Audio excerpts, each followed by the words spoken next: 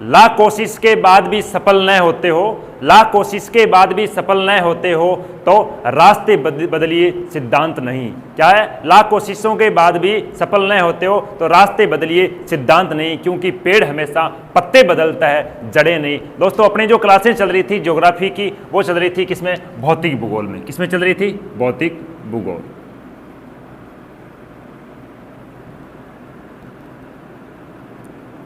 भौतिक भूगोल में क्या चल रहा था? अपने चल रहा था भारत के भौतिक प्रदेश, भारत के भौतिक प्रदेश। भौतिक प्रदेश में हमने 3 भौतिक प्रदेश पढ़ लिए थे। आज जो लास्ट भौतिक प्रदेश पढ़ेंगे उसका नाम क्या है? उसका नाम है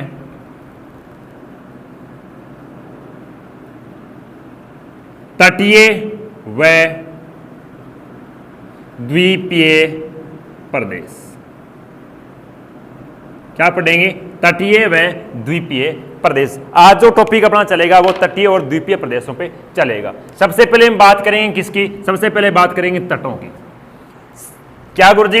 इस तटीय प्रदेशों की उत्पत्ति कौन से काल के हुई है, या फिर तटीय प्रदेश कहते किसे हैं, तटीय प्रदेशों को कितने भागों में डिवाइड किया गया है, इसका विस्तार क्या है? सबसे पहले थोड़ी सामान्य की बातें करते हैं। तो पहली बात तो यही आती है कि तटीय प्रदेश या फिर तट कहते किसे हैं।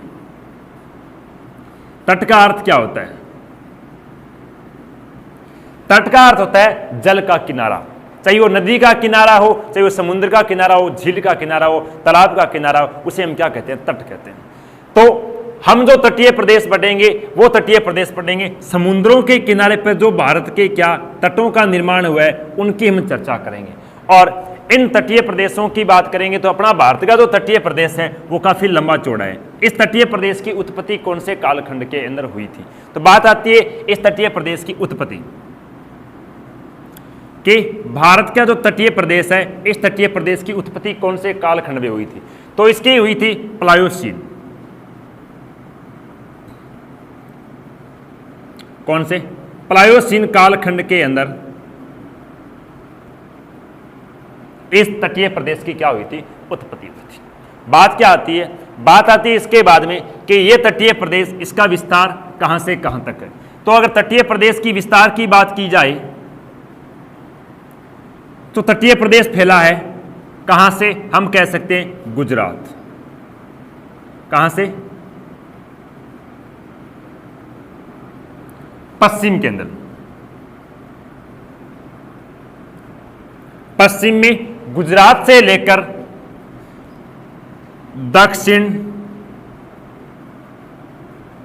दक्षिण में कहां?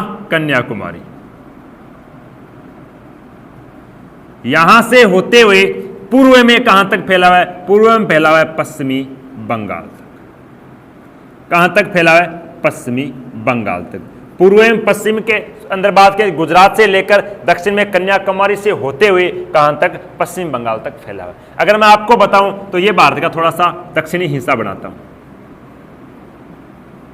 यह आपको दिख रहा है, यह भारत का दक्षिणी हिस्सा है। तो यहां पर यह है आपका गुजरात। क्या है?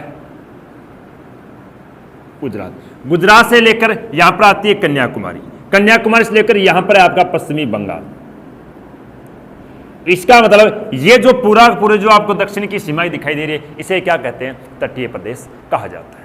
तो बात आती है तटीय प्रदेश की विस्तार की। तो विस्तार कहां से? पश्चिम में गुजरात से लेकर दक्षिण कन्याकुमारी से होते हुए कहां? पूर्व में पश्चिम बंगाल तक इसका क्या है? विस्तार है। अगर इसके विस्तार की लंबाई की बात की जाए तो कहते हैं ये 6100 किलोमीटर। कितने? 6100 किलोमीटर के अंदर इसकी क्या है? टोटल लंबाई रहती है। मतलब तटीय रेखा की बात की क्या रहती है? लंबाई रहती है। तटीय प्रदेश अगर क्या तटों की है वो तो अलग अलग हो जाए, लेकिन इसकी तटीय सीमा की लंबाई बात की जाए तो कितने? 6100। अगर राज्यों की बात की जाए तो इस तटीय सीमा पर कितने राज्यों में ये क्या है? तटीय प्रदेश फैला हुआ है। तो राज्यों की चर्चा आती है तो मुख्यतः 9 राज्य ऐसे हैं जिन 9 राज्यों के अंदर क्या है? भारत का तटीय प्रदेश फैला हुआ है। इस तटीय प्रदेश के 9 राज्यों की बातें मैंने आपको क्या पहले जब भारत की सीमा रेखा बताई थी उसके अंदर मैंने जो जलीय सीमा की चर्चा की थी उसके अंदर मैंने 9 राज्यों की बात बताई थी। अगर आपको याद होगा तो वहां पर मैंने एक कोड बताया था। क्या? BOAT, बोट, जी, मांगो, कार, के। ये 9 राज्य ऐसे हैं जिन 9 राज्यों को क्या है, अपने भारत के तटीय प्रदेश फैले हुए। कौन कौन से? पहली बात करें, बी का अर्थ हो गया बंगाल। कौन सा बंगाल? पश्चिमी बंगाल। दूसरा कौन सा आ गया? ओ का अर्थ हो गया ओडिशा। तीसरा कौन सा आ गया? ए का अर्थ आ गया आंध्र प्रदेश। टी का अर्थ आ गया तमिलनाडु। जी का अर्थ आ गया गुजरात। मा का अर्थ आ गया महाराष्ट्र। गो का अर्थ आ गया गोवा। कार का अर्थ आ गया कर्नाटका या कर्नाटक। और के का अर्थ क्या आ गया? केरल। कहने का अर्थ ये जो 9 राज्य, इन 9 राज्यों में भारत का क्या तटीय प्रदेश फैला हुआ है, जिसका क्षेत्रफल की अगर बात की जाए तो ये मात्र और कितने 2 लाख वर्ग किलोमीटर के अंदर फैला है। कितने लाख? 2 लाख वर्ग किलोमीटर के अंदर इसका क्या है विस्तार है, जिसके अंदर 20-30 हजार वर्ग किलोमीटर में अपने द्वीपीय आ जाते हैं, बाकी सारा सारा क्या है ये तटीय प्रदेश ही रहता है। बात आती है इसके बाद की, तो आप इसका स्क्रीनशॉट लो, मैं इसको आगे की ओर बढ़ता हूं। देखो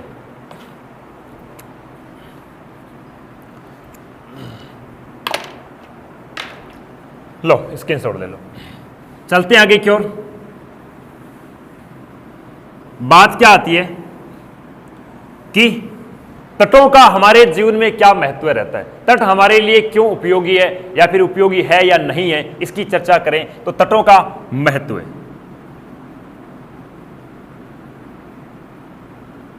तटों का महत्व है। तट हमारे लिए किस प्रकार से महत्व रखते हैं, इनकी अगर चर्चा करें तो बात क्या आती है। सबसे पहले तटों से हमें क्या क्या प्राप्त होता है। सबसे पहले तटों की बात करें तो जितने भी क्या है आणविक खनिज, क्या कहने का अर्थ? आणविक खनिज। आणविक खनिजों में बात करें तो गैसें हो गई, यूरेनियम हो गए, थोरियम हो गए, इस प्रकार के जो खनिज है वो सारे सारे हमें कहां से मिलते हैं? तटों के निकट से मिलते हैं। दूसरे अगर इनके महत्व की बात की जाए तो दूसरा महत्व क्या रहता है? नमक का जो उत्पादन है, किसका? नमक का। नमक का उत्पादन जो भारत के अंदर होता है वो कहां से होता है? तटों से होता है। सर्वाधिक नमक का उत्पादन कहां से होता है? तो गुजरात के तट से होता है। अगली अगर बात की जाए इसकी तो क्या रहती है? मत्स्य उत्पादन के लिए, मछलियों का जो उत्पादन होता है वो किससे होता है? हम तटों से करते हैं। अगली बात करें तो 4 नंबर पे बात आती है क्या? जलीय मार्ग से आने वाले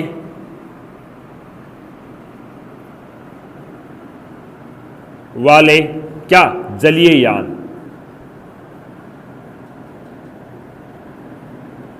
यान। तटों पर बने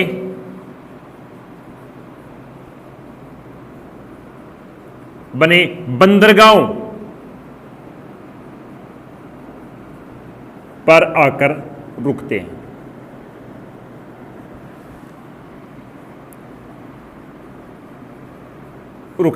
इसका अर्थ हो गया कि तटों पर हम किसका निर्माण करते हैं? बंदरगाहों का निर्माण भी करते हैं। इस प्रकार से ये तट हमारे लिए क्या रखते हैं? महत्व रखते हैं। अगर और एक महत्व की बात की जाए तो क्या होता है? तट होते हैं वो क्या होते हैं?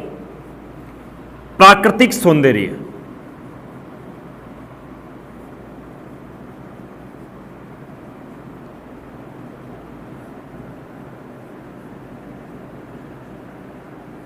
प्राकृतिक सौंदर्य के लिए जाने जाते हैं। जैसे आपने देखा होगा कि लोग क्या करते हैं, घूमने के लिए गोवा जाते हैं या फिर क्या जाते हैं बम्बई हाई जाते हैं, बेंगलुरु जाते हैं, चेन्नई जाते हैं। ये सारे शहर किस पे बचे हुए हैं? तटों में बसे हुए हैं। इसका मतलब मुंबई भी तटों के ऊपर है। अगर बात की जाए तो वहां पर क्या प्राकृतिक सौंदर्य क्या का अनुभूति महसूस होती है। इस वजह से क्या है, हमें तट है वो प्राकृतिक सौंदर्य के लिए भी जाने जाते हैं। ये है तटों के क्या महत्व की चर्चा। भाई तट हमारे लिए क्यों उपयोगी है? तो ये तट हमारे लिए उपयोगी है। अगर और बात की जाए तटों के महत्व की तो हम और भी कह सकते हैं क्या, तटों के ऊपर क्या की जाती है? कृषि की जाती है। क्या की जाती है? कृषि। किसकी? तो यहां पर अधिकतर कृषि की जाती है वो किसकी? मेवा की कृषि। कहने का अर्थ काजू, बादाम या फिर और कह सकते हो नारियल। ये तो हो गए क्या इनकी कृषि। अगर बात की जाए चावल, तो चावल ये सर्वाधिक भारत में कहां पर होते हैं, तो तटों के अंदर पाए जाते हैं। मेवा की बात करें, काजू होते हैं, बादाम हो गए, नारियल हो गए, चावल हो गए, इस प्रकार की कृषि सर्वाधिक कहां पर की जाती है, तटों पर की जाती है। तो इनके अकॉर्डिंग देखा जाए तो ये हमारे तट क्या है, हमारे लिए क्या है, महत्वपूर्ण रखते हैं या फिर उपयोगी माने जाते हैं। बात करते हैं भारत के तटों की। भारतीय अगर तटों की बात की जाए तो देखो, इसका स्क्रीनशॉट ले लो, लिख लो आप। इसके बाद की बात की जाए तो बात क्या रहती है, बात रहती है भारतीय तट की।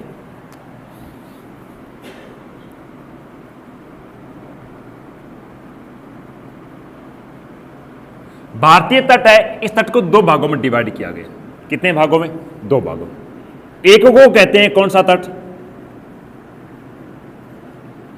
पश्चिमी तट, जो आपको कौन सा दिखाई दे रहा है, इस दिशा वाला, मतलब ये पश्चिम दिशा होगी, ये दक्षिण, दक्षिणी पश्चिम का कह सकते हो, या फिर केवल और किस क्या, पश्चिम का तट कहा जाता है। दूसरा तट है, उसे क्या कहते हैं, दूसरे तट को कहते हैं पूर्वी का तट।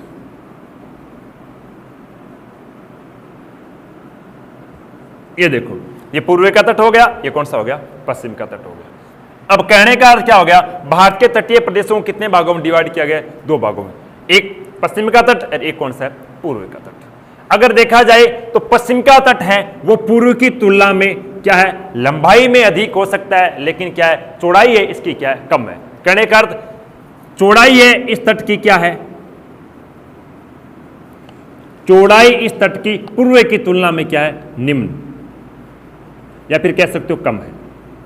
क्या है, कम। इसकी चौड़ाई क्या है, अधिक है। क्या है, चौड़ाई अधिक। अधिक होने का कारण क्या है, क्योंकि इस तट के पश्चिम के अंदर, इस तट के इस दिशा के ऊपर क्या है, एक अरावली पर्वतमाला फैली हुई है, जिस वजह से भारत के स्थल भाग से कोई भी नदी आकर क्या है, इस तरफ गिरेगी नहीं गिरेगी। तो सिंपल सी बात है कि यहां पर तटों का विस्तार है नहीं होगा। नदियां क्या है, आपके साथ जो अपनी उपजाऊ मृदा लाकर क्या समुद्रों के किनारों पर बिछा देती है, जिस वजह तटों का क्या होता जाता है, समय के अनुसार विस्तार होता जाता है। जिस वजह से यहां पर यह पर्वतमाला होने के कारण यहां पर तटों का विस्तार नहीं है, मतलब विस्तार है, चौड़ाई है वो क्या है, कम है। यहां पर आप कह सकते हो कई बड़ी बड़ी नदियां लाकर अपना क्या है, जल गिराती है। जैसे हम कह सकते हैं महानदी, या फिर गोदावरी नदी, जो दक्षिणी भारत की क्या है, सबसे लंबी नदी है गोदावरी। आप कह सकते हो कृष्णा, आप कह सकते हो कावेरी। ये इन नदियों के द्वारा क्या है, पूर्वी तट का क्या है, विस्तार काफी है, किसकी तुलना में, पश्चिम की तुलना में। अगर बात की जाए तो पश्चिम का जो तट है वो किसके मध्य स्थित है, तो पश्चिम का तट है वो है अरब सागर प्लस किस, पश्चिमी घाट पर्वतमाला के मध्य। जो पश्चिम का तट है वो किन के मध्य है, तो अरब सागर व पश्चिमी घाट पर्वतमाला के मध्य स्थित है, जिसे हम क्या कह सकते हैं, पश्चिम का तट कहते हैं। अगर पूर्वी के तट की बात की जाए तो यह है किसके मध्य, बंगाल की खाड़ी, बंगाल की खाड़ी व क्या, पूर्वी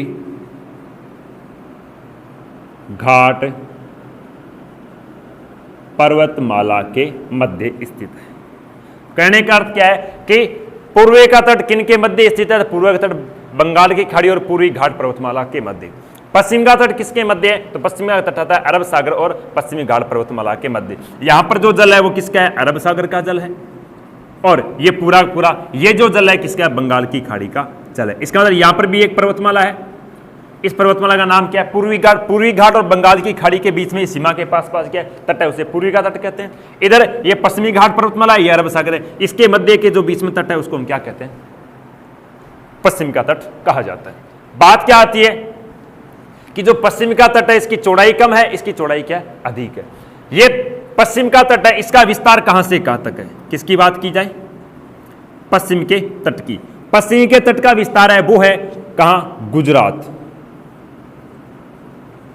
गुजरात में एक स्थान है, स्थान का नाम है सारक्रिक। क्या नाम है, सारक्रिक। यहां पर सारक्रिक से लेकर कहां, दक्षिण के अंदर में बात करूं तो दक्षिण के अंदर राज्य है तमिलनाडु। तमिलनाडु में एक स्थान है, स्थान का नाम है कन्याकुमारी, या आप इसे कह सकते हो केप कैमोरियन। केप कैमोरियन, यहां तक क्या है, इस तट का विस्तार है, जिसके लगभग अनुमानित लंबाई बताई जाती है 1400 किलोमीटर समथिंग है। और पूर्व के तट के अगर विस्तार की बात की जाए तो पूर्व के तट का विस्तार रहता है कहां से, उत्तर में पश्चिम बंगाल,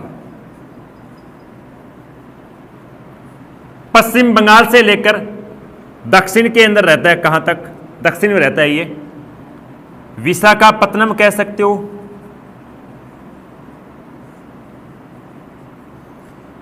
यहां तक क्या है, इसका विस्तार माना जाता है।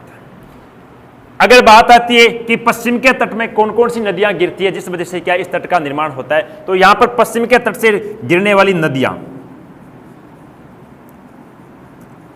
अगर नदियों की बात की जाए तो पश्चिम के तट पर नदियां गिरती है। पहली आती है नदी का नाम क्या है, माही नदी। क्या नाम है नदी का, माही। दूसरी नदी आती है, नदी का नाम क्या है, नर्मदा। तीसरी नदी आती है, नदी का नाम क्या है, ताप्ती।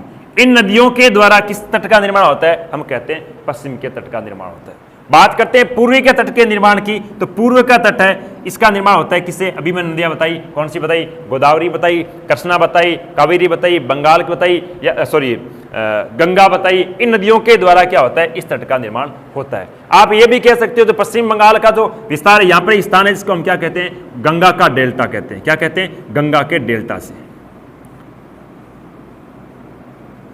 इसे सुंदरवन डेल्टा के नाम से भी जाना जाता है। इस सुंदरवन से लेकर विशाखापत्तनम तक इसका क्या विस्तार रहता है। इसका आप स्क्रीनशॉट लो, इसके बाद में आगे की ओर बढ़, देखो स्क्रीनशॉट ले लिया तो आगे की ओर बढ़ते हैं। क्या बात आती है, इसके बाद में यह बात आती है कि पश्चिमी के तट को कोई अन्य उपविभागों में बांटा गया है क्या। बात क्या रहती है कि पश्चिम के तट को कोई अन्य उपविभागों में बांटा गया है क्या। तो पश्चिम के तट को मुख्यतः 4 भागों में बांटा गया है। पहला भाग जिसे हम क्या कहते हैं, क्या कहते हैं, गुजरात का तट। दूसरा तट कहलाता है कौन सा, जिसे कहते हैं महाराष्ट्र का तट। क्या कहते हैं, महाराष्ट्र का तट। तीसरा तट है उसे क्या कहा जाता है, तीसरे तट को कहते हैं कोंकण का, सॉरी कर्नाटक आ गया, कोंकण नहीं कर्नाटक। कौन सा तट, कर्नाटका का तट। चौथे तट की बात की जाए तो कौन सा आता है, केरल का तट। कौन सा रहता है, केरल का तट। कहने कर पश्चिम के अंदर कितने 4 राज्यों पर यह तट फैला हुआ है, जिसे हम क्या कहते हैं, गुजरात, महाराष्ट्र, कर्नाटका और केरल का तट। अगर बात की जाए पूर्व के अंदर, तो पूर्व के तट को कितने भागों में बांटा गया है, पूर्व के तट को मुख्यतः ध्यान रखना 3 भागों में बांटा गया। पहला कहलाता है जिसे क्या कहते हैं, पश्चिमी बंगाल प्लस ओडिशा का तट। क्या कहा जाता है, ओडिशा का तट। दूसरा तट आता है उसे क्या कहते हैं, आंध्रा का तट। आंध्रा का तट। तीसरा तट आता है उसे कहते हैं तमिलनाडु का तट। क्या कहते हैं, तमिलनाडु का तट। इन तटों को अन्य नाम से पुकारा जाए, आपसे इस प्रकार से क्वेश्चन पूछने की संभावना नहीं रहती है। क्वेश्चन किस प्रकार से पूछते हैं कि गुजरात के तट को किस नाम से जाना जाता है, तो गुजरात के तट को अन्य नाम से बात करूं, मैं आपके सामने दूसरा मार्कर लेके आता हूं, ये ठीक चल रहा है। दूसरे अगर बात करें, गुजरात के तट को कहा जाता है क्या, काकरा पार का तट। क्या कहा जाता है, काकरा पार का तट, या फिर इसे काठियावाड़ा का तट भी कहा जाता है। क्या कहा जाता है, काठियावाड़ा का तट। किसके तट को, गुजरात के तट को काठियावाड़ा का तट के नाम से भी जाना जाता है। अगर बात करें महाराष्ट्र के तट के, तो महाराष्ट्र के तट को क्या कहा जाता है, इसे कोंकण का तट भी कहा जाता है। क्या कहा जाता है, कोंकण का तट भी कहा जाता है। अगर बात करें कर्नाटका के तट की, तो कर्नाटका के तट को कन्नड़ का तट भी कहा जाता है। किसका तट? कन्नड़ के तट के नाम से भी जाना जाता है। अगर केरल के तट की बात की जाए तो केरल के तट को मालाबार का तट के नाम से भी जाना जाता है। किसके नाम से? मालाबार के तट के नाम से भी जाना जाता है। अगर बात करें पश्चिम बंगाल और ओडिशा के तट को, तो पश्चिम बंगाल और ओडिशा के तट को उत्कल का तट भी कहते हैं। क्या कहते हैं? उत्कल का तट भी कहा जाता है। आंध्रा के तट को आंध्रा तट ही कहा जाता है। और तमिलनाडु के तट को कहा जाता है क्या? तमिलनाडु के तट को कहते हैं कोरोमंडल। किस नाम से जाना जाता है? कोरोमंडल तट के नाम से भी जाना जाता है। अगर बात करें तो उत्कल और किसको? उत्कल और जो आंध्रा का तट है, इस तट को एक साथ में देखा जाए तो उत्तरी सरकार के नाम से भी जाना जाता है। किसके नाम से? उत्तरी सरकार। उत्तरी सरकार तट है कितने राज्यों में फैला हुआ है? 3 राज्यों में। कोरोमंडल एक ही राज्य में, जो उत्कल के अंदर ही सम्मिलित किया गया है। बात समझ में आ गई? तो कहने का पूर्वी के तट को कितने भागों में डिवाइड किया है? देखो, पूर्वी के तट को 2 भाग भी है, उत्तरी सरकार और कोरोमंडल। पूर्वी तट को 3 भाग के अंदर भी है, उत्कल, आंध्रा और कोरोमंडल का तट। पश्चिम के तट को कितने भागों में बांटा गया? 4 भागों। पहला गुजरात, गुजरात को क्या कहते हैं? काकरा पार, या फिर क्या कह सकते हैं? काठियावाड़ का तट भी कहते हैं। इसे कच्छ का रण के नाम से भी जाना जाता है, वो तो एक अलग बात है। बात आई महाराष्ट्र। महाराष्ट्र को किसके नाम से? कोंकण के तट से। कर्नाटका को कन्नड़ के तट से। केरल को किसके नाम से? मालाबार के तट से कहा जाता है। अब बात आती है इनके तटों का विस्तार। तो पहला जो तट आता है कौन सा? गुजरात का। गुजरात के तट की अगर विस्तार की बात की जाए तो ये तट पर कहां से कहां तक फैला है? ये तट फैला है गुजरात में, स्थान है सार क्रीक। स्थान का नाम क्या है? सार क्रीक से लेकर दमन द्वीप तक। कहां तक? सार क्रीक से लेकर दमन द्वीप तक कितने? 500 किलोमीटर की लंबाई में फैला हुआ क्या है? तट है। कितने किलोमीटर? 500 किलोमीटर की लंबाई में फैला हुआ तट है। जिसकी चौड़ाई की बात की जाए तो कहते हैं इसकी चौड़ाई है 50 से लेकर कितने? 80 किलोमीटर तक इसकी क्या है? चौड़ाई है। जो पश्चिम में सर्वाधिक चौड़ा तट की बात भी कहते हैं, लेकिन कुछ किताबें इसको मालाबार को भी चौड़ा तट कहते हैं, लेकिन चौड़ा तट है वो कौन सा है? गुजरात। अगर इसके बाद में बात की जाए महाराष्ट्र के तट की, तो महाराष्ट्र के तट की विस्तार है वो कहां से? दमन द्वीप से। कहां से?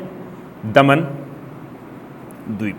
दमन द्वीप से लेकर ये कहां तक है? ये रहता है अपने गोवा तक। कहां तक? गोवा तक। दमन द्वीप से लेकर गोवा तक के तट को क्या कहा जाता है? महाराष्ट्र या फिर कोंकण का तट कहा जाता है। इसके बाद में बात की जाए कर्नाटका के तट की, तो कर्नाटका का तट है वो कहां से? गोवा से लेकर कहां तक? मंगलोर। गोवा से लेकर मंगलोर के तट को क्या कहते हैं हम? कन्नड़ का तट कहते हैं। लास्ट में बात आती है मालाबार। तो मालाबार का तट कहां से? मंगलोर से लेकर कहां तक? कन्याकुमारी। कन्याकुमारी कह दो या फिर केप कैमोरियन कह दो, क्या कह दो? केप कैमोरियन। यहां तक इन तटों का क्या रहता है? विस्तार रहता है। इन तटों की बात की जाए तो पश्चिम बंगाल या फिर ओडिशा का तट है, इसे क्या कहते हैं? सुंदरवन डेल्टा। सुंदरवन डेल्टा से लेकर यह फैला हुआ विशाखापट्टनम तक। कहां तक फैला हुआ है? विशाखापट्टनम तक। और विशाखापट्टनम से लेकर उसके बाद में जो तट रहता है अगला, वो कौन सा रहता है? विशाखापट्टनम से लेकर कहां? कन्याकुमारी। कन्याकुमारी तक जो तट फैला हुआ है उसे हम क्या कहते हैं? कोरोमंडल या फिर तमिलनाडु का तट कहते हैं। ये थे इन तटों की अलग अलग क्या प्रकार या फिर अलग अलग इनके क्या थे? नाम। अब बात आती है इन तटों के विशेषता के अकॉर्डिंग बात करें। विशेषता पर अगर चर्चा करते हैं तो सबसे पहले बात करते हैं गुजरात के तट की। गुजरात का तट है, इस तट से भारत में सर्वाधिक क्या होता है? नमक का उत्पादन किया जाता है। और दूसरी बात करें तो आपको यहां पर मैं थोड़ा सा चित्र के माध्यम से बताता हूं। ये जो आपको चित्र दिखाई दे रहा है अपने भारत का मानचित्र की रूपरेखा, ये देखो यहां पर एक स्थान पड़ता है, स्थान का नाम है सार क्रीक। क्या नाम है? सार क्रीक। यह सार क्रीक गुजरात के कच्छ जिले में पड़ता है। कच्छ भारत का क्षेत्रफल की दृष्टि से सबसे बड़ा जिला है। इस कच्छ जिले की बात करें तो यह सार क्रीक है। इस सार क्रीक को लेकर भारत और पाकिस्तान, किसके मध्य? भारत और पाकिस्तान के मध्य यह सार क्रीक सबसे बड़ा विवाद का कारण बना हुआ है। एक बार क्वेश्चन पूछा गया था क्या कि भारत और पाकिस्तान के मध्य सीमा विवाद को लेकर कौन से राज्य में सबसे बड़ा विवाद चल रहा है? तो बहुत सारे बच्चों के सामने क्यों ऑप्शन में जम्मू कश्मीर दे रखा था? सबको पता है कि जम्मू कश्मीर हमेशा क्या है, आतंकवाद, या फिर जम्मू कश्मीर हमेशा क्या है, इस प्रकार के हमले होते रहते हैं। कभी पाकिस्तान वाले भारत में घुस जाते हैं, भारत वाले कभी पाकिस्तान में घुस जाते हैं। इस प्रकार का क्या है, हमेशा उनके मध्य विवाद होता रहता है। तो बच्चों ने क्या 90% वो जम्मू कश्मीर ही किया था। वो है विवाद का कारण, वो है सार्करिक स्थान। इस सार्करिक वाले स्थान पे पाकिस्तान कहता है ये मेरा है। देखो अगली बात क्या कहा मैंने कि जो सार्करिक स्थान है ये भारत और पाकिस्तान के मध्य सबसे बड़ा विवाद का कारण है। एक बार क्वेश्चन और पूछा गया था कि कौन सी अक्षांश रेखा, अक्षांश रेखा को हम चैनल भी कहते हैं, कौन सी अक्षांश रेखा भारत और पाकिस्तान के मध्य सबसे बड़े विवाद का कारण बनी हुई है? तो यहां पर दो अक्षांश रेखा गुजरती है। एक तो नीचे है 22 डिग्री, ये इस प्रकार से ये है 22 डिग्री अक्षांश रेखा, उत्तरी अक्षांश। एक इसके मध्य कौन सी है? 24 डिग्री। ये 24 और 22 कहने का जो 24 डिग्री अक्षांश है, भारत तो कहता है ये 24 डिग्री अक्षांश तक तो दक्षिण के अंदर है, लेकिन पाकिस्तान कहता है कि मेरा स्थान है वो 24 तक नहीं है, मैं नीचे दक्षिण में कहां तक फैलाऊं? 22 तक फैलाऊं। तो 22 और 24 के मध्य जो स्थान रहता है वो रहता है सार्करिक स्थान। इस सार्करिक स्थान को लेकर भारत और पाकिस्तान विवाद का कारण बना हुआ है। तो आप कभी भी कभी सार्करिक को न पूछकर क्या पूछा जाता है? 24 अक्षांश को लेकर पूछ ले। इसका अर्थ हो गया कि भारत और पाकिस्तान के मध्य स्थान पूछे, सार्करिक अक्षांश पूछे तो कौन सी बतानी है? 24 न कि 22। 24 को लेकर है, 22 तक कहता है पाकिस्तान की 22 तक मैं फैला हूं, न कि 24 तक है। इस वजह से गुजरात राज्य का विवाद का कारण बना, न कि जम्मू कश्मीर राज्य का विवाद का कारण बना। इसका मतलब गुजरात के अंदर पहली विशेषता तो क्या आ गई कि ये गुजरात तट के अंदर ये विस्तार यहां तक है। दूसरी क्या है, भारत में सर्वाधिक नमक का उत्पादन कहां से होता है? तो हम कहते हैं गुजरात के तट से होता है। तीसरी बात करें तो ये तट है, इस तट का विस्तार है वो 3 नदियों से है। एक तो आती है ऊपरी पर, कौन सी? हम कह सकते हैं लूणी नदी। लूणी के नीचे बात करें दूसरी आती है कौन सी? माही नदी। माही के नीचे बात करें तो एक नदी और है जिसका नाम क्या? नर्मदा नदी। नर्मदा के नीचे बात करते हैं तो कौन सी आती है? ताप्ती नदी। ये जो 4 नदियां हैं, ये 4 नदियां क्या करती है? इस गुजरात के तट से क्या करती है? अरब सागर में गिरती है। और अरब सागर में गिरने वाली जो सभी नदियां हैं, ये नदियां क्या करती है? धीमी गति से बहती है, क्या कहते? तीव्र गति से बहती है। तीव्र गति से बहने के कारण ये नदियां डेल्टा का निर्माण नहीं करती। क्या नहीं करती? डेल्टा का निर्माण नहीं करती। डेल्टा किसे कहते हैं? डेल्टा का अर्थ होता है कि नदियां अपने साथ जो क्या जल प्लस क्या है जो उपजाऊ मृदा लेके आती है, उस मृदा को क्या कर रहे हैं? धीरे धीरे पानी चलता है तो वो पानी होता है वो क्या करता है? अपने आसपास की भूमि होती है उसके अंदर क्या करता है? बह जाता है, जिस वजह से वहां की भूमि क्या हो जाती है? दलदली हो जाती है। दलदली प्लस उसके साथ जो मृदा है वो समुद्र के अंदर जाने के बजाय उसी स्थल भाग पर फैल जाती है। तो वहां पर जिस जो दलदले मैदान का निर्माण होता है, उस दलदले मैदान को क्या कहा जाता है? डेल्टा कहा जाता है। अब यहां पर नदियां होती है वो तीव्र गति से, क्योंकि यहाँ ढलान है उत्तर पर्वतमाला की वजह से तीव्र है, तीव्र ढलान होने की वजह से क्या है? ये नदियां स्पीड से बहती है। स्पीड से बहने के कारण इसके साथ जो मिट्टी वगैरह होती है वो स्थल भाग पर न रुककर सारी सारी कहां जाती है? समुद्र भाग में आ जाती है। और समुद्र भाग के आने के कारण समुद्र का जो बीच का तट होता है, इस समुद्र भाग के तट के ऊपर क्या है? यहाँ पर थोड़ी बहुत मैदान का निर्माण होता है। वो मैदान क्या कहलाता है? वो कहलाता है ज्वार नद मुख। क्या कहलाता है? ज्वार नद मुख। कहने का अर्थ अरब सागर में गिरने वाली समस्त नदियां किसका निर्माण करती है? ज्वार नद मुख का। बंगाल की खाड़ी में गिरने वाली नदियां किसका निर्माण करती है? डेल्टा का। इसका मतलब पश्चिमी तट पर सबसे बड़ा ज्वार नद मुख कहां बनता है? तो हम कहते हैं गुजरात के तट पर। यह थी गुजरात के तट की विशेषता, जो सबसे लंबा है, कितने? 500 किलोमीटर फैला है। दूसरे तट की बात करें उसे क्या कहते हैं? महाराष्ट्र का तट, जो कहां से फैला हुआ है? यहां पर दमनदीप है, जो भारत का एक केंद्र शासित प्रदेश था। दमनदीप से लेकर कहां तक? हम कह सकते हैं गोवा तक, जो मुंबई के दक्षिण के अंदर एक राज्य है, जो भारत का क्षेत्रफल की दृष्टि से सबसे छोटा राज्य है। यहां तक क्या है? इस तट का विस्तार है, जिसे हम क्या कहते हैं? कोंकण का तट भी कहते हैं। इस कोंकण के तट की अगर विशेषता की बात की जाए तो यहां पर कहते हैं एक छोटा सा द्वीप है। द्वीप का नाम क्या है? बॉम्बे हाई। द्वीप का नाम क्या है? बॉम्बे हाई। इस बॉम्बे हाई नामक स्थान से भारत में सर्वाधिक किसका उत्पादन होता है? पेट्रोल और डीजल का। भारत में सर्वाधिक पेट्रोल डीजल की खाने कहां है? तो हम कहते हैं बॉम्बे हाई। कौन से तट पर है? तो वो कौन से तट पर है? कोंकण के तट पर। दूसरी बात की जाए तो यहां पर लोहा अयस्क, किसका? लोहा अयस्क। लोहा अयस्क का भारत में सर्वाधिक किस तट से उत्पादन होता है? तो लोहा अयस्क का कौन से तट पे होता है? कोंकण के तट पर। तीसरी अगर बात की जाए तो वो क्या आती है? वो आती है यहां पर एक बंदरगाह है। बंदरगाह का नाम क्या है? जवाहरलाल जवाहरलाल नेहरू बंदरगाह। कौन सा बंदरगाह? जवाहरलाल नेहरू बंदरगाह, जो आधुनिक भारत का सबसे बड़ा बंदरगाह है। और वो कौन से तट पे है? तो वो आता है अपने कोंकण के तट पर। अगले तट की विशेषता की बात करते हैं तो वो आता है कौन सा तट? वो आता है कर्नाटका का तट। कर्नाटका का तट कह दो या फिर इसे क्या कहते हैं? कन्नड़ का तट। इस कर्नाटका के तट से विदेशों से क्या कहता है? भारत में सर्वाधिक व्यापार होता है। व्यापार होता कौन से, किसका व्यापार होता है सर्वाधिक? वो होता है लोहा अयस्क। देखो दो बातें, एक बात तो मैंने क्या बताई, लोहा अयस्क का सर्वाधिक उत्पादन कौन से तट पे होता है? तो होता है महाराष्ट्र के तट पर। और लोहा अयस्क का व्यापार सर्वाधिक कौन से तट से होता है? तो होता है कर्नाटका के तट से। इस कर्नाटका के तट पर एक क्या है? बंदरगाह। बंदरगाह का नाम क्या है? मंगलोर। क्या नाम बंदरगाह का? मंगलोर बंदरगाह।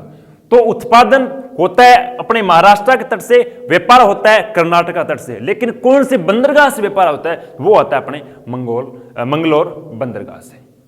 इसी कर्नाटका मंगलोर बंदरगाह के पास में हमने कल अपने क्लास में बताया था कि एक नदी का नाम क्या है? शरावती।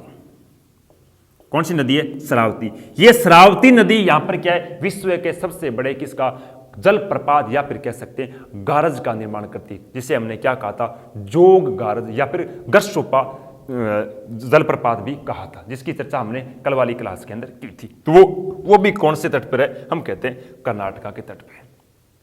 अगला जो तट आता है लास्ट में, जो पश्चिम का तट है, उसे कहते हैं केरल का तट या फिर क्या कहा जाता है? मालाबार का तट। ये मालाबार के तट की थोड़ी सी क्या है? इस गुजरात के समथिंग क्या है? इसकी चौड़ाई है। और चौड़ाई थोड़ी ज्यादा होने का कारण क्या है? क्योंकि यहां से एक तो नदी कौन सी गिरती है? शरावती। दूसरी नदी की नहीं, यहां पर क्या है? भारत के अंदर जो ग्रीष्म ऋतु मानसून आता है उसे हम कहते हैं दक्षिण पश्चिम का मानसून। यह मानसून क्या करता है? भारत में सबसे पहले टकराता किससे? स्थल मुख्य भूमि पर देखा जाए तो, अगर द्वीपों पर देखा जाए तो निकोबार पे टकराता है, लेकिन मुख्य भूमि पर देखा जाए तो सबसे पहले किससे टकराता है? वो टकराता है मालाबार के तट से। इसका मतलब यहां पर वर्षा के द्वारा वापस क्या झरने है, और वो झरने क्या है? समुद्र के अंदर आकर गिरती है, जिस वजह से इस तट का क्या होता गया? धीरे धीरे विस्तार होता गया। और तट का विस्तार होने के कारण यहां पर वर्षा थोड़ी सी क्या होती है? मई और अपने जून के अंदर होती है। और वर्षा प्लस तट का विस्तार थोड़ा थोड़ा होता गया, जिस वजह से यहां पर लोग क्या करते हैं? कृषि करते हैं। और इस तट पर सर्वाधिक कृषि होती है। एक तो होती है किसकी? नारियल की। किसकी कृषि होती है? नारियल की। क्योंकि यहां पर जो मृदा पाई जाती है उस मृदा को कहते हैं लेटेराइट मृदा। लेटेराइट मृदा सर्वाधिक किसका उत्पादन करती है? तो नारियल का उत्पादन करती है। तीसरी बात की जाए तो इस तट के ऊपर सर्वाधिक खनिजों का भी क्या है? उत्पादन होता है। वो भी कौन से खनिज यहां पर है? हम कह सकते हैं थोरियम, मतलब आणविक, हीलियम, इस प्रकार के खनिजों का उत्पादन हम कौन से तट से करते हैं? तो मालाबार के तट से करते हैं। क्लियर बात? यह था आपका पश्चिम का तट। अगली बात आती है पूर्व के तट की। तो पूर्व के तट की चर्चा करते हैं। देखो पूर्व के तट की चर्चा की जाए, इसकी विशेष तो कोई चर्चा है नहीं, लेकिन थोड़ी सी बातें क्या है? वो अपने कोरोमंडल के तट की बात है। किसकी बात है? कोरोमंडल के तट की बात है। कोरोमंडल तट से अपने भारत में दो मानसून आता है। एक आता है शीतकालीन का मानसून, एक आता है ग्रीष्मकालीन का मानसून। शीतकालीन का मानसून तो उसे उत्तर पूर्व का मानसून कहते हैं, ग्रीष्मकालीन के मानसून क्या कहते हैं? दक्षिण पश्चिम का मानसून कहते हैं। जैसे आपको भारत की जलवायु कराऊंगा उसमें क्या कराऊंगा? भारत के मानसून की संपूर्ण प्रक्रिया बताऊंगा। तो भारत के अंदर जो शीतकाल का मानसून आता है, जिसे हम क्या कहते हैं? उत्तर पूर्व का मानसून कहते हैं, या फिर इसे लौटता हुआ मानसून भी कहा जाता है। यह मानसून क्या कर, जैसे लौटता है तो भारत के अंदर लौटता हुआ मानसून केवल और केवल एक ही राज्य में वर्षा करता है। वो राज्य कौन सा है? वो राज्य अपना यहां पर, जिसे हम कहते हैं तमिलनाडु राज्य।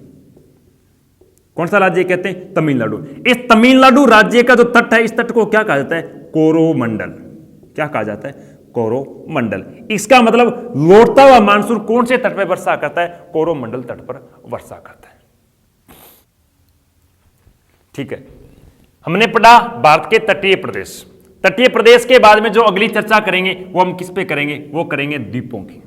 सबसे पहली बात तो ये आती है विद्यार्थियों कि द्वीप किसे कहते हैं। देखो मैं आपको यहां पर थोड़ी सी एग्जाम्पल के तौर पर या फिर सामान्य के तौर पर दो तीन बातें बताने वाला हूं।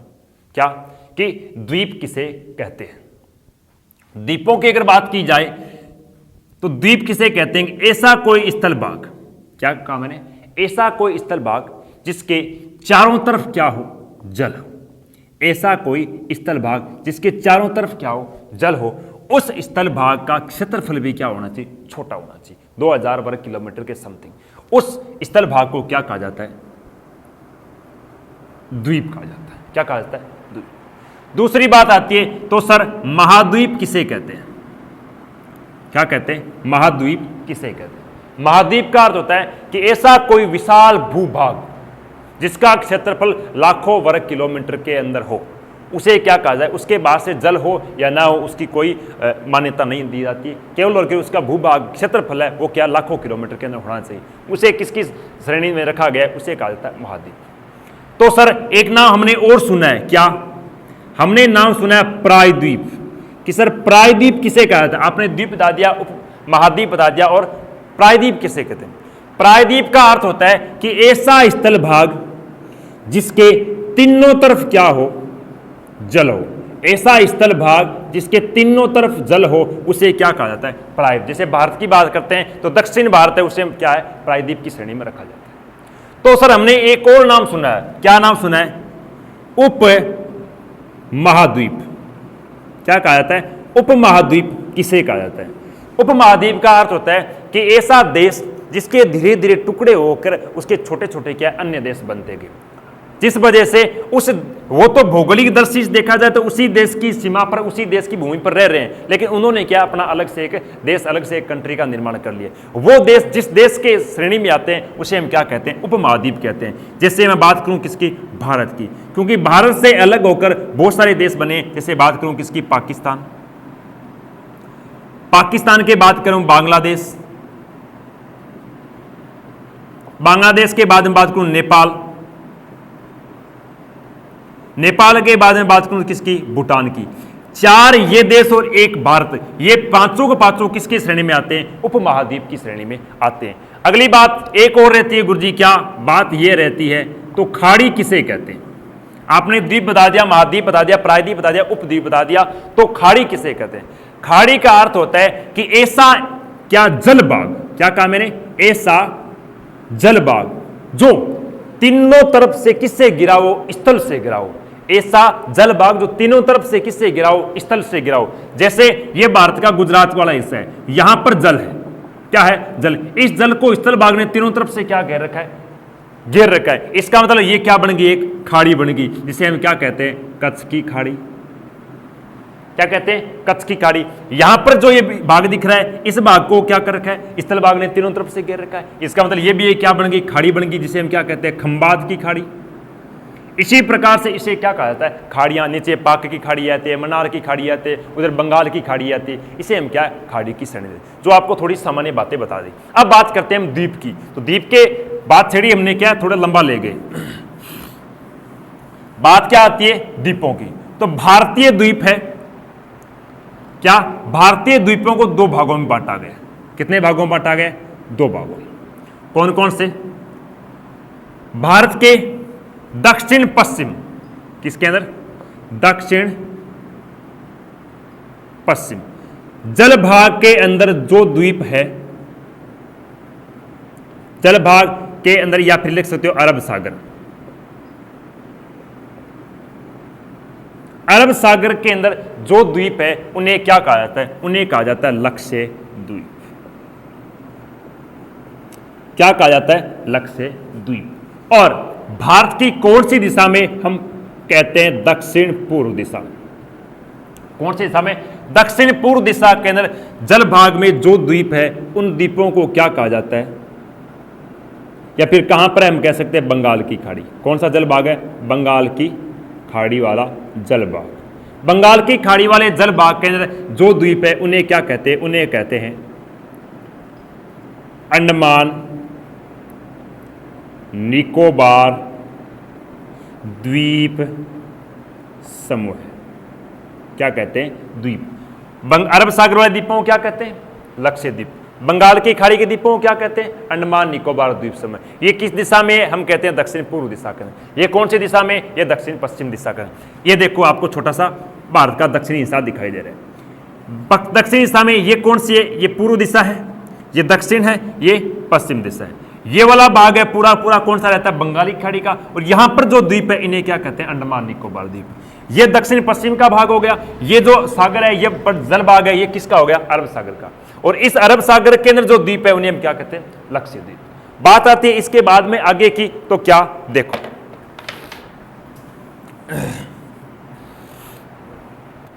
देखो बात क्या आती है इसके बाद में, तो दक्षिण पश्चिम के अंदर जो द्वीप है उन्हें लक्षद्वीप कहते हैं, और दक्षिण पूर्व के उसे क्या कहते हैं? अंडमान निकोबार द्वीप। अगली बात करते हैं, तो लक्षद्वीप है, इन द्वीपों की अगर संख्या की बात की जाए तो ये कितने द्वीप है? ये द्वीप है कितने? 43 द्वीपों का ये क्या है? समूह है। और अगर हम बात करें अंडमान निकोबार द्वीपों की संख्या की बात करें तो ये कितने? ये 572 द्वीपों का क्या है? समूह है। कितने द्वीप है? 572। इनके अंदर देखा जाए 43 के अंदर से मात्र कितने? 11 द्वीप ऐसे हैं जिस पर क्या करती है? जन आबादी निवास करती है। क्या करती है? जन आबादी निवास करती है। लेकिन यहां पर कितने ऐसे द्वीप है? तो यहां पर द्वीप है गुरुजी कितने? 36 ऐसे द्वीप है जिन द्वीपों पर क्या करती है? जन आबादी निवास करती है। क्या करती है? जन आबादी निवास करती है।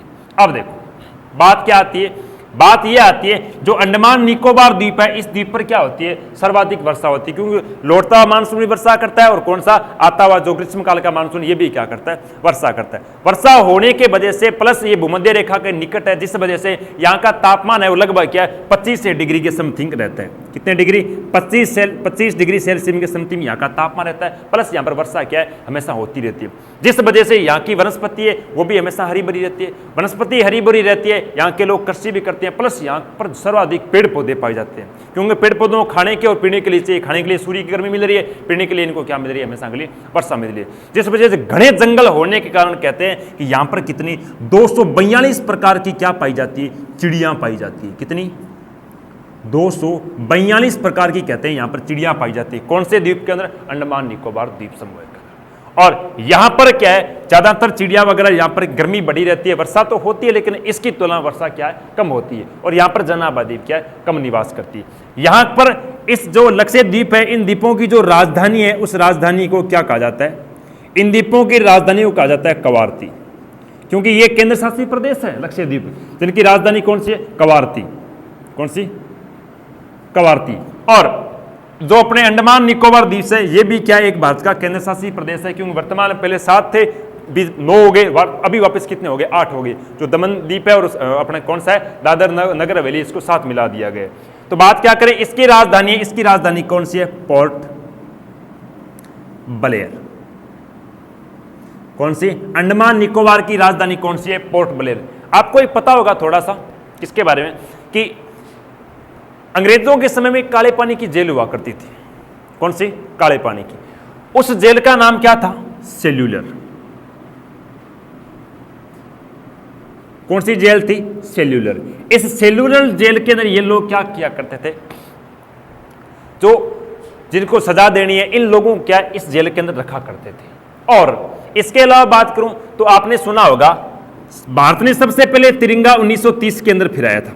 कब फिराया था? 1930 के अंदर। वो तिरंगा भारत में सबसे पहले कहां पर फिराया था? इसी कहते हैं पोर्ट ब्लेयर राजधानी के अंदर फिराया, मतलब सबसे पहले इसी को क्या भारत ने आजाद करवाया था। और अगर बात करूं तो यहां की बात क्या आती है? यहां की बात यह आती है कि इस अंडमान निकोबार द्वीप के अंदर जो लोग रहते हैं उन लोगों की जो भाषा है वो भाषा कौन सी है? हिंदी भाषा है। कौन सी भाषा है?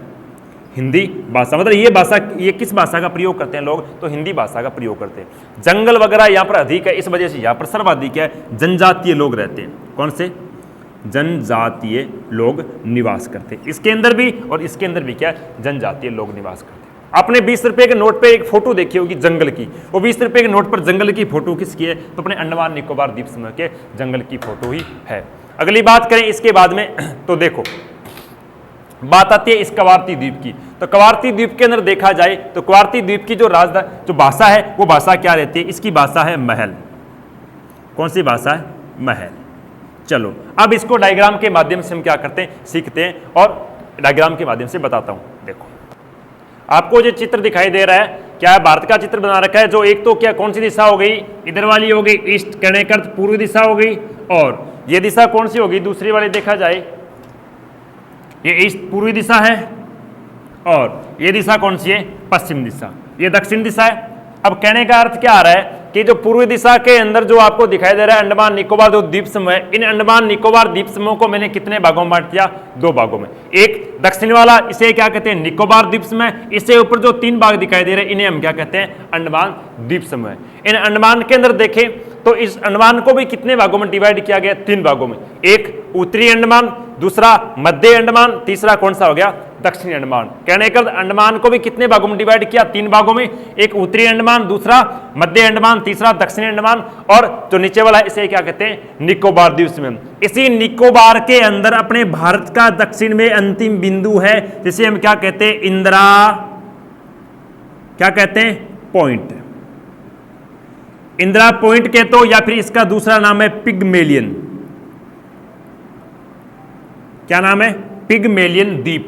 ये इंदिरा पॉइंट क्या करता है? 2004 के अंदर एक बार सुनामी आई थी, उस सुनामी के अंदर ये इंदिरा पॉइंट क्या है? जलमग्न हो गया था, जिस वजह से दक्षिण का अंतिम स्थान जो बोलने लगे थे वो कौन सा लगे थे?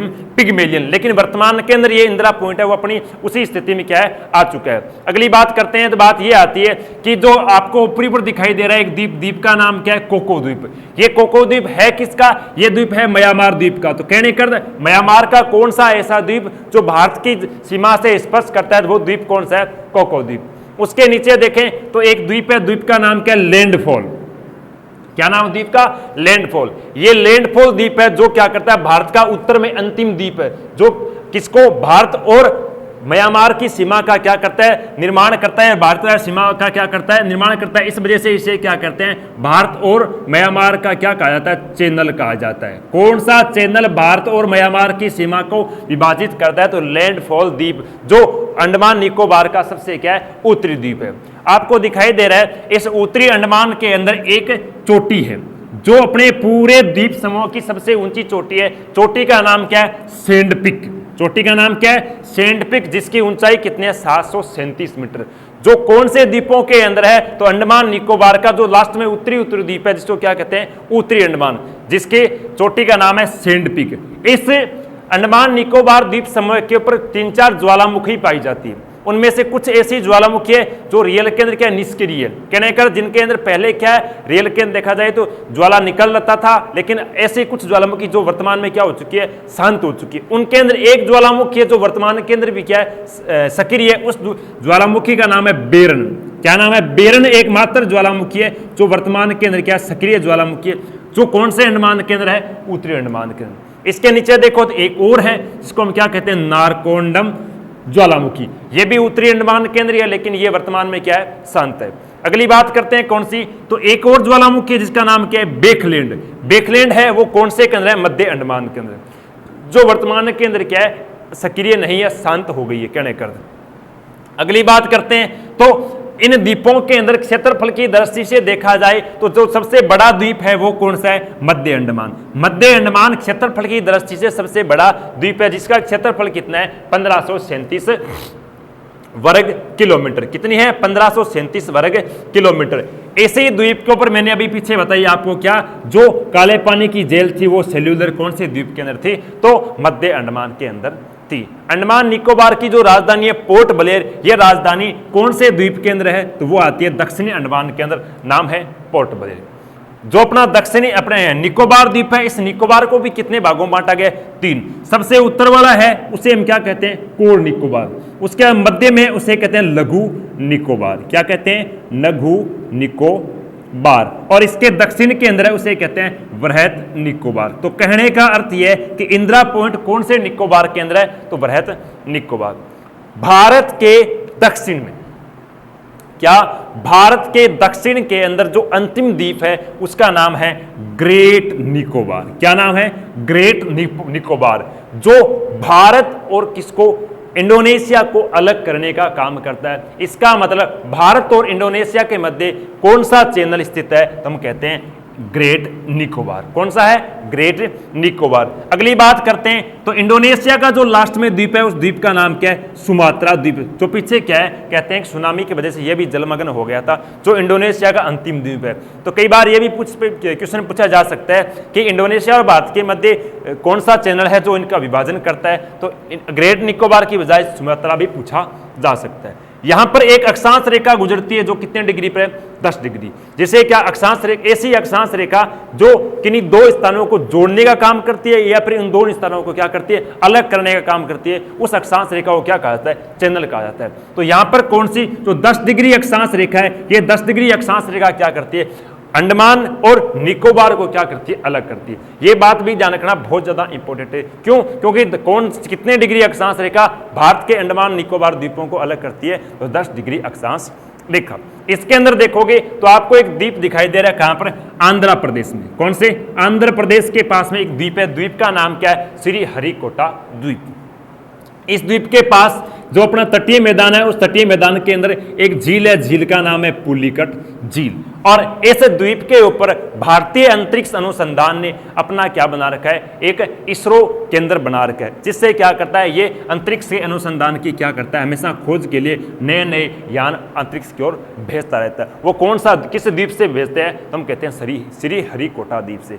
इसरो केंद्र भारत में कौन से द्वीप पे स्थापित किया गया है, तो वो है इसरो द्वीप केंद्र। दूसरा द्वीप एक और है जिसका वर्तमान में नाम बदल दिया गया है, उस द्वीप का नाम क्या है, व्हीलर द्वीप। जो यहां पर एक नदी बहती है, नदी का नाम है ब्राह्मणी। नदी का नाम क्या है, ब्राह्मणी नदी के निकट इस द्वीप का नाम वर्तमान में बदलकर व्हीलर था, लेकिन वर्तमान में इसका नाम क्या कर दिया, अब्दुल कलाम द्वीप कर दिया गया। उसी के नीचे देखोगे तो कहां एक खाड़ी है, उस खाड़ी का नाम क्या है, मन्नार की खाड़ी। मन्नार की खाड़ी पर क्या बनाया गया, एक बंदरगाह बनाया गया। बंदरगाह का नाम क्या है, टूटी कोरियन बंदरगाह। इस बंदरगाह से कहते हैं कि सर्वाधिक क्या होता है, मेवा वगैरह इनका क्या होता है, व्यापार किया जाता है। उसके बाद में जो भारत और श्रीलंका के मध्य कुछ छोटे छोटे द्वीप हैं, जिनके समूह को हम क्या कहते हैं, रामेश्वर, या फिर कहते हैं रामेश्वर द्वीप, या फिर इन द्वीपों का एक पुल बन गया जिसे हम क्या कहते हैं, राम सेतु। क्या कहते हैं, राम सेतु बांध। और इन राम सेतु बांध के जो छोटे छोटे द्वीप हैं, इन छोटे छोटे द्वीपों को क्या कहा जाता है, पंबन द्वीप कहा जाता है। क्या कहा जाता है, पंबन द्वीप। इन्हीं पंबन द्वीपों के पास में यहां पर एक खाड़ी है, खाड़ी का नाम क्या है, पाक की खाड़ी। पाक की खाड़ी कहां पर है, हम कहते हैं भारत और श्रीलंका के मध्य। कौन से द्वीप के पास, तो हम कहते हैं पंबन द्वीपों के निकट या फिर राम सेतु द्वीपों के निकट, जिस खाड़ी का नाम क्या है, पाक। इस खाड़ी, अब एक बार क्वेश्चन पूछा गया था, पाक खाड़ी किन दो देशों के मध्य, पाक नाम आते ही सारा समझ में क्या है कि पाकिस्तान, कि भारत और पाकिस्तान के मध्य नहीं, पाक की खाड़ी और भारत और श्रीलंका के मध्य। जिस पाक जल संधि भी एक बार हुई थी, वो भी श्रीलंका और भारत के मध्य ही हुई थी। एक श्रीलंका के दक्षिण के अंदर एक द्वीप है, द्वीप का नाम है जाफना। क्या नाम है, जाफना। इस जाफना द्वीप की यात्रा करने वाला पहला जो व्यक्ति था, उस व्यक्ति का नाम था डेविड कैमरून। व्यक्ति का नाम क्या था, डेविड कैमरून। उसके बाद में अगर दूसरी बार कोई यात्रा करने गया था, वो था भारत का प्रधानमंत्री, जिसका नाम क्या था, श्री नरेंद्र दामोदर दास मोदी। कहने कर जाफना द्वीप की यात्रा करने वाला भारत का पहला प्रधानमंत्री कौन है, वो है नरेंद्र मोदी। ये थे आपके अंडमान निकोबार के द्वीप।